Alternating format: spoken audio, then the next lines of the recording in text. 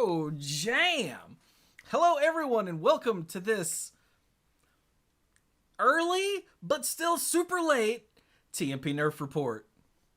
I guess we'll find out next week. I guess. So, I'm Chewie. You can tell because it says it right there. And that's Mike. You can tell because it says it right over there. Yeah. And... Right, so... The set, Ashes of Outland, released on August 7th, a Tuesday, right? Right. Along with the rest of the special Demon Hunter cards in that other little set. What was that called? The Demon Hunter Initiate. Yes. Although technically those were released already if you did the prologue. You just couldn't play with them. Yeah. It's a very strange thing. It's like, you got a new deck. Like, did I really? And then you couldn't play with it. I didn't, because I didn't do the prologue until day one. But anyway, it doesn't matter. So it was Tuesday, April 7th. On Tuesday, no, different Tuesday, the second Tuesday, April 8th, this happened.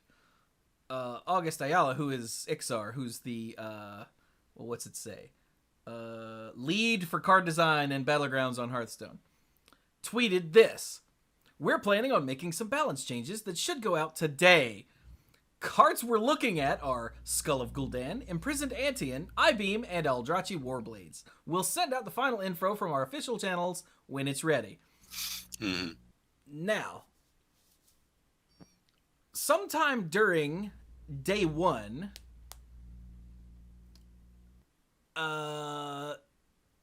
immediately during day one, Demon Hunters just inundated the ladder. They were like, I think they were something like 70%, I might be making that up, of every level on the ladder, which is fine. Yeah, everyone wants to try out the new class. Yeah, because we've had the same 9 classes for, I don't even remember when Hearthstone came out. What, like 5 or 10 or 12 or 80 years now? At least 80, I think, yeah. Yeah. Look, it's been like 5 months since February, all right? So, yeah. But that's fine. Like, of course, and you were getting, at least the next day, you were getting daily quests. It was like, play some Demon Hunter, which made me go, oh, fine, I'll play Demon Hunter. Like, it was everywhere. But that's not the problem. Problem is that sometime during day one, a combo, somewhat one-turn kill Demon Hunter deck was discovered using Kael'thas, of course.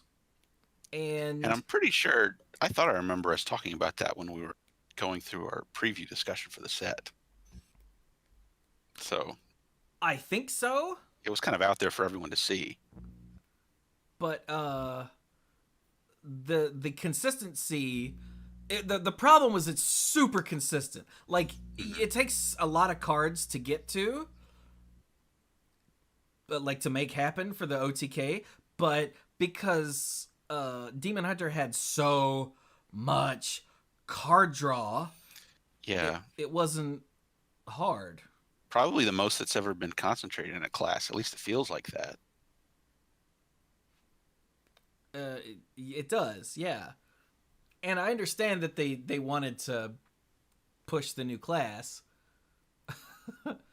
But, like, I had a guy burn his Kael'thas. He tried to draw too many cards, burned his Kael'thas, and still killed me 2 turns later.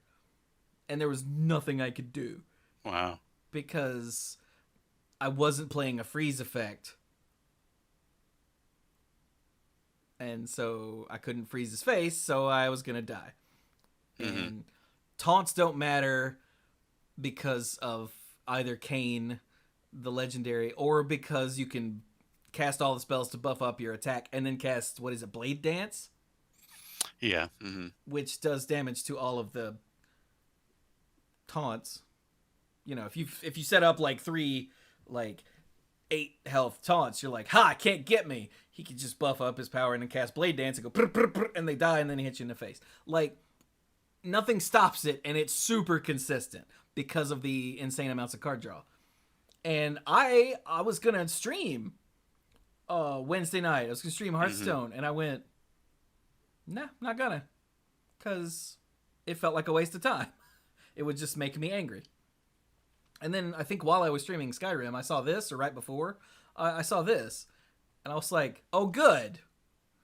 So let's move on here. He says, we're also making some adjustments to Demon Hunter in Arena, because Arena, it was way too powerful for Arena too. Because you know how a bunch of classes have filler cards? Yeah, Demon Hunter doesn't. Basically, almost all the cards in Demon Hunter are playable in Constructed. Yeah. So being playable in Arena is a foregone conclusion. Yeah, hell yeah, play it.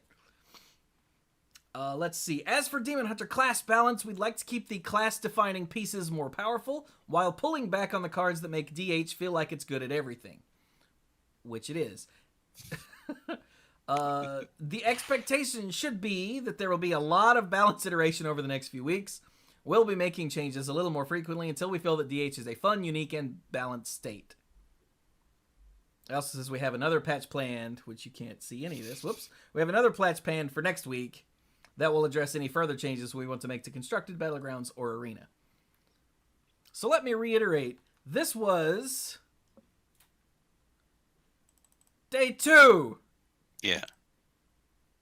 And later that night, they pushed out a server-side patch. So you didn't even have to download anything. You just queued up a new game, and everything was different. Yeah. I noticed that. I was up late enough to notice that. Like, all of a sudden, my opponent would cast Skull of Gul'dan, and the cost would be a red numeral 6. I'm like, what? And I'd be looking on the board for stuff that's like, what's doing that? It's like... So here's what we have. Yeah, it says it's a balance update and a server-side patch, meaning you won't have to download anything. So, and it goes on to explain that your some numbers will be green and some numbers will be red until they can push a patch, which I think they did the next day. So here were the changes. Skull of Gul'dan, which you'll remember we said in our set review, this card is insane. It turns out we were right, especially when you can chain a Skull of Gul'dan into its Skull of Gul'dan and have a Kael'thas handy. Yeah. Like, things just get out of control. So Skull of Gul'dan's mana cost was increased from 5 to 6. The Imprisoned Antean, for some reason, its mana cost was increased from 5 to 6. Now, I mentioned this to Brian, and Brian, because he was in the car without Sam, let out a string of curses about Imprisoned Antean. I mean, it is a really devastating 1-2 punch for Imprisoned Antean to wake up, and then that 6/7. The Priestess of Fury. Yeah, the Priestess to come down, and you're just like, if you weren't able to flood your board with a bunch of toughness to soak up damage from the Antean, then you're just gonna lose. Yeah, which we said during our card review, that Imprisoned Antean wakes up the same turn you play the Priestess of Fury. That's 16 points of random damage. That's ridiculous. Yeah. And it is. So I'm guessing that, and the fact that it's a 10-5, which is harder to deal with than you'd think once 10 damage has vomited onto the board. Yeah. They've increased its mana cost, so it takes a turn later. So now you can't curve into Antean into Priestess and have them activate on the same turn without other shenanigans, which is fine. Yeah. I-Beam. Oh, go ahead. I was going to say, maybe it would also be nice for the Antean to have 4 toughness, but I guess we'll see what they decide next week with the other changes. Yeah. I-Beam, remember, its outcast mana cost was 0, which, again, when you're using Kael'thas and whatnot, that's way too easy. So now the Or even if you're cost, not, that's just fantastic. Yeah. But especially in the case of the combo deck. It makes clearing the board with Altruis, is that his name? Yes. The guy who, when you cast the left or rightmost card, does 1 damage to all enemies. Yeah. It makes it way too easy to both clear the board and ramp up your Kel'Thas at the same time. So now it costs 1 mana, which is fine. But anything being free is too good. Let's be real.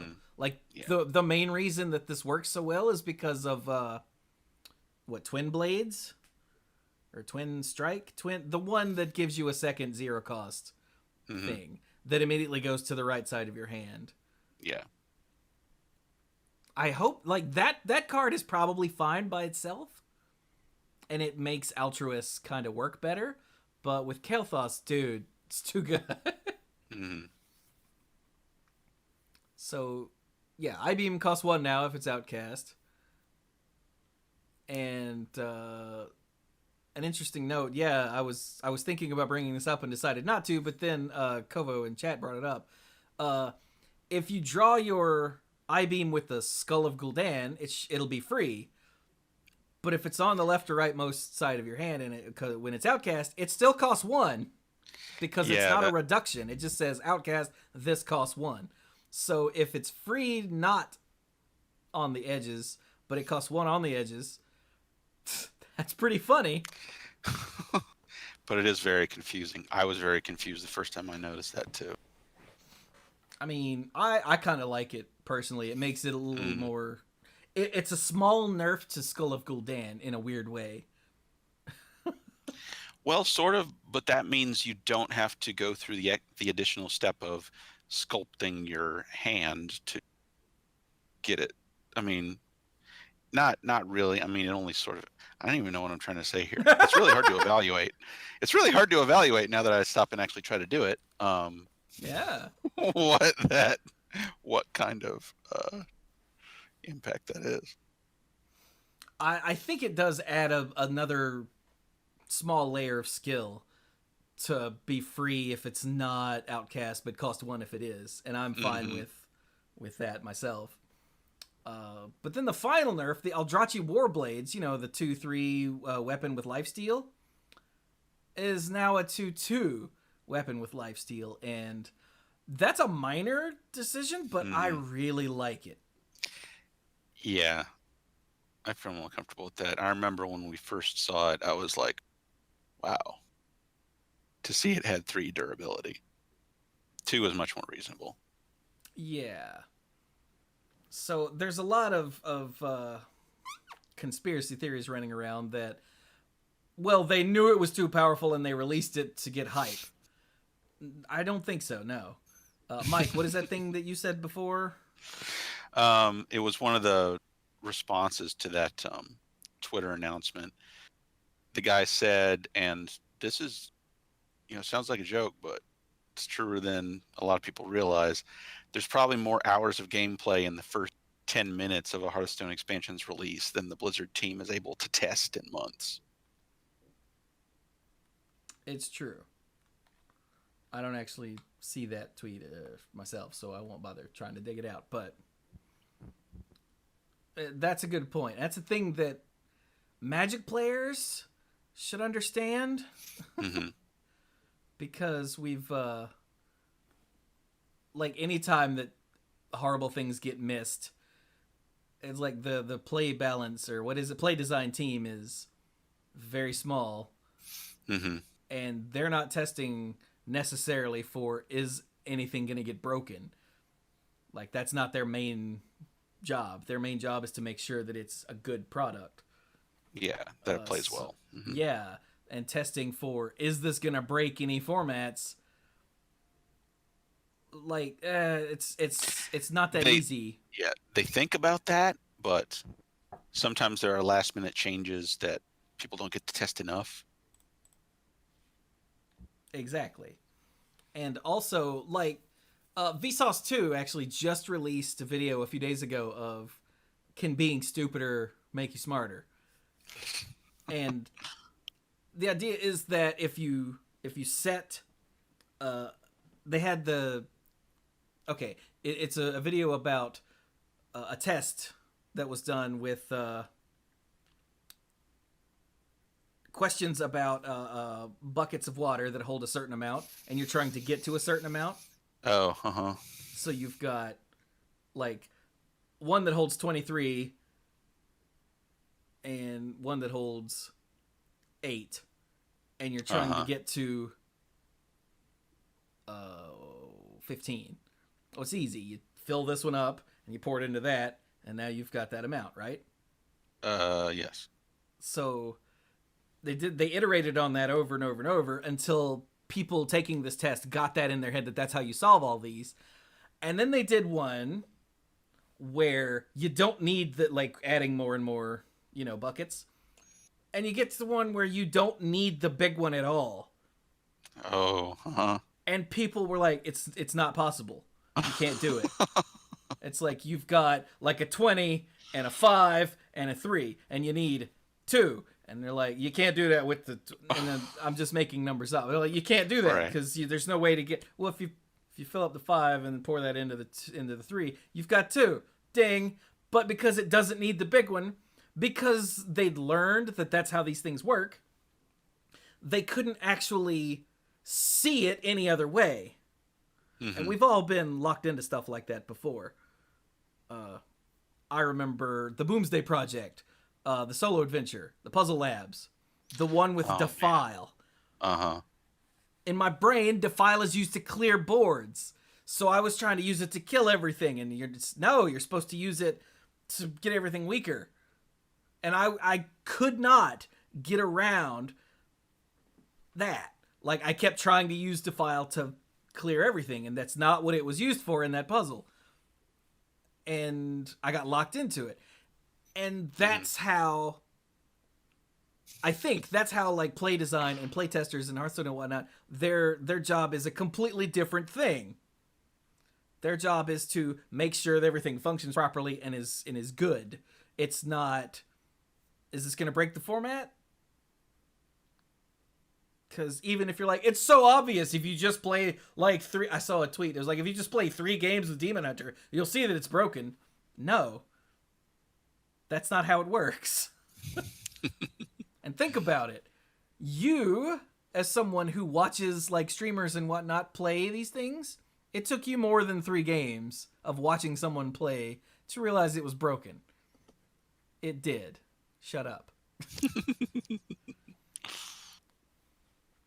So, the idea that they knew it was going to be way too powerful and released it on purpose that way, I think is flawed. It's like the only reason they instituted a standard mode was so people would have to buy packs. No. Now, it could be that they knew it was powerful and had some nerfs ready just in case. Mm-hmm. I bet they weren't prepared to have to do it on day 2. Probably. I mean, introducing a new class is going to change a lot for a game that's only had the same 9 in balance or out of balance with each other over the entire period. Depends on how Shaman is at any given moment. Yes, I was just thinking that. So they have to, they know if it's not certain, there's at least a very high chance that they're going to have to change stuff. They're going to have to revise stuff. So it only makes sense that they had something, some backup plan ready to go for a few of the cards that they were maybe questioning after seeing the results of their in-house testing and saying, well, let's just see what people do. Because there's also 9 other classes that people have to look at and play and find things to counter the 10th one. Yeah. So maybe it won't be so bad. Yes, I'm sure they did a lot of iteration and testing on the Demon Hunter, but they can't. I'm sure they did a lot, but there's no way they had time to do that much with the other 9 to really figure out or solve. You know, they can't solve it. Yeah. To really figure out what it was going to look like altogether after it settled down. Like, I've seen complaints that, you know, that a bunch of streamers got access to the new set and the new class early and got to play for some period of time. Mm-hmm. And I've seen people complain, well, that just means that the metagame's solved. We don't get that, like, day one hype.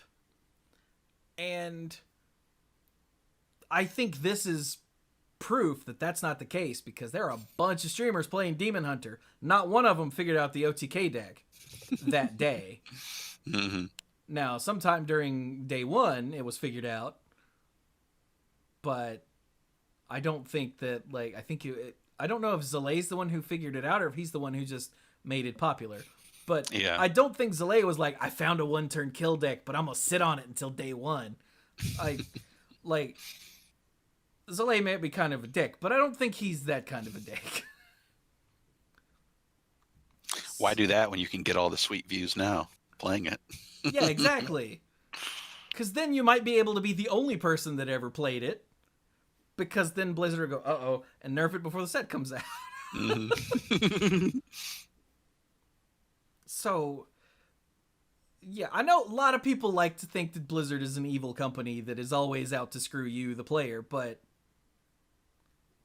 And in some cases, they are, but not in any meaningful way like this. No. I really do doubt that. Yeah. So, yeah, also a whole lot of cards have been had their offering rates reduced in Arena. Chaos Nova, Coilfang Warlord, Command the Illidari, Flame Reaper, Furious Felfin, Glavebound Adept, Illidari Fellblade, Immolation Aura, Metamorphosis, Netherwalker, Nethrandamus, Priestess of Fury, Skull of Gul'dan, Twin Slice, and Umberwing. Because it was just wrecking freaking Arena. It was wrecking Standard. It was wrecking Arena. It was wrecking Wild, Mike. It was wrecking Wild. Oh boy. Well, all that card draw, yeah, I believe it. So, yeah. That combo deck, by the way, is still out there. Like, every time a Demon Hunter plays Novice Engineer, I roll my eyes so hard that I hurt myself. Yeah, that's a pretty big tell. Yeah, this didn't stop that combo deck. It just sort of slowed it down a bit, I think. Now, I'm biased here because I despise combo decks in Hearthstone. In Magic, there are any number of ways that you can stop a combo deck. In Hearthstone, you can't. Yeah. Because the only way to really do stuff on your opponent's turn is either through secrets, which not every class has, or sometime on the board triggered abilities that aren't guaranteed to go off, depending on what your opponent's doing. Yeah. So I still hate it, but not as much. Mm-hmm. Chat asks, what is Demon Hunter bad at? It has aggro, tempo, control, card draw, life gain. It is not great at dealing with like a single large threat every turn. Yeah. Now, if you've got like Kane Sun Fury, and then you can do Sun Fury, is that his name? And then do like some sort of Kael'thas combo, you can just bypass taunts. But ignoring the combo deck, like a normal Demon Hunter has a real problem with like a single big thing. Because all of its removal is deal 4 to everything, deal 1 to everything twice. Blade Dance is deal your attack damage equal to three things. Minions. Yeah, up 3 things, yeah. And yeah, so it's bad at that. If you freeze it, like a water elemental is just brutal to a Demon Hunter.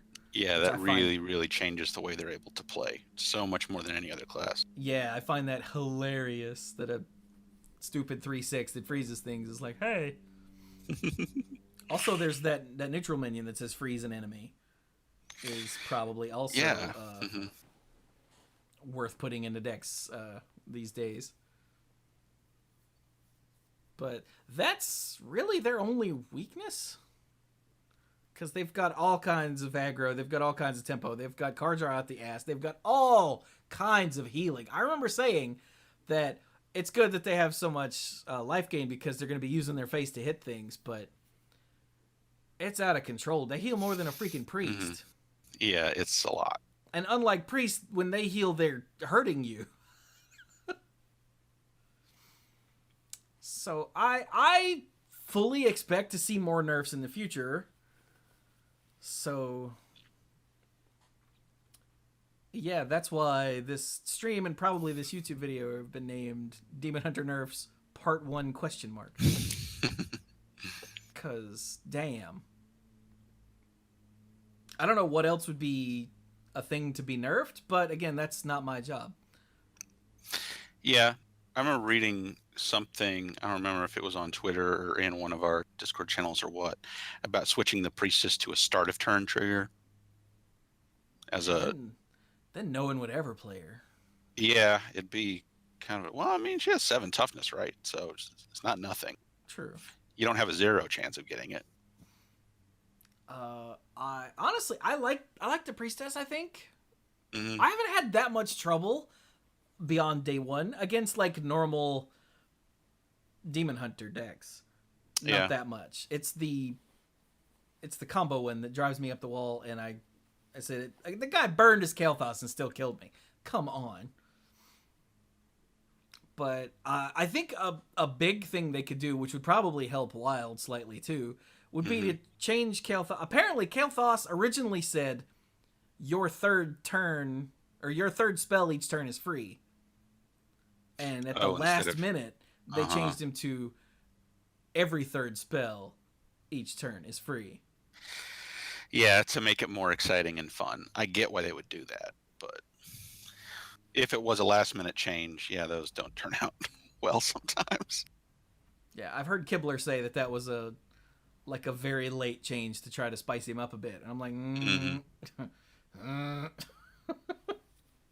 Well, they got what they wanted there. That's true. But yeah, as far as other changes they could make, I don't actually know. Like all of these changes, I think, except for the Antean, which I think was just more of a yeah, our bad change.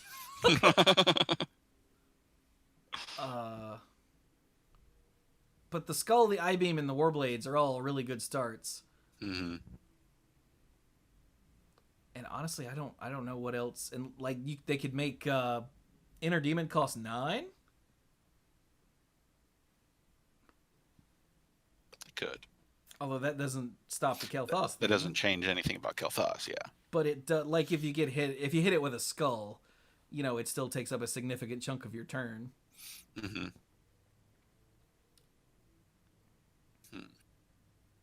I don't know. Just I don't know.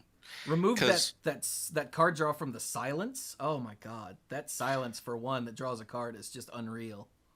Yeah, and I wonder if it feels like sculpting a hand to get outcast bonuses isn't all that hard. There have been a couple times where it has been kind of a pain to get what I want, but those were very rare. And I was, I'm just playing a lightly edited version of the free deck with just, a few more creatures instead of the token making spells. And it's like, it's not hard to get the outcast bonus. Not at all. Yeah, like how high did you say you jumped? So I was at Platinum 7 or 8, and it didn't take very long for me to get past the Platinum 5 barrier just playing that deck. No special frills, no combos. I think I had to craft a couple of commons and rares. But like, how many bonus stars did you have at that point? I think I still had the 2x bonus. Okay. But still, playing a lightly edited version of essentially a deck recipe at that level shouldn't be that easy. No. And it was all on the back of the card draw effects, all on the back of the skull and the one that costs 2 that just gives you a bonus card for the outcast. Because any card you want to draw and play, you can put in your deck and you're gonna see it. You're gonna see it with all that card draw. Yeah, like I'm really glad that Mechathune rotate it out because Oh, wouldn't that be incredibly dumb? yeah, Mega because a Demon demon hunter can draw their entire deck Mm-hmm. by like turn 8. It's ridiculous. So yeah, but oh well. I guess we'll stop the speculation and just leave it up to Blizzard to see how things look. Because again, they've got all the data. I do know that I haven't hated playing as much as I did on like late day 2, when it's like turn 1, hero power hit me in the face. Turn 2, novice engineer. Turn 3, I take 5 because I rolled my eyes so hard that I took 5 damage. But again, we'll see. They're gonna keep an eye on it. They might have to iterate some more. And again, we're not complaining that everyone's playing Demon Hunter. That's fine. That's to be expected. They want to try out the new class. They want to up the level so they can get some gold cards to put in their decks. Yeah. Yeah, when it started us at level 20, I was like, what does that even mean? And I realized, oh, because it gave us all the basic cards. Yeah. So it just set us to 20 so we would have all the basic cards. Got it. Basically. I was like, that's weird. And then, like, I won a game and it gave me a golden card. And I'm like, why did I just get a gold? Oh, because it's been so... I've been playing Hearthstone for so long. Like, I hit level 60 with all the characters, like, freaking forever ago. I completely forgot it was even a thing. Yeah. It's like, here's your golden Command the Illidari. I'm like, why? I didn't rank up, and if I did, I wouldn't want a golden... What? Oh! Hero levels. I thought... Oh, my God. And that's just because I'm old. It's not like I'm so good I've forgotten. No, I've been playing for so long that just happens. Yeah, same. Mine have been 60 for a while. But anyway.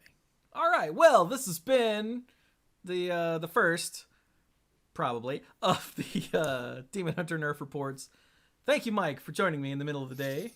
Thank you for inviting me. And thank you all so very much for joining us. And I guess go play some Demon Hunters so that Blizzard has more data. Yeah, go for it.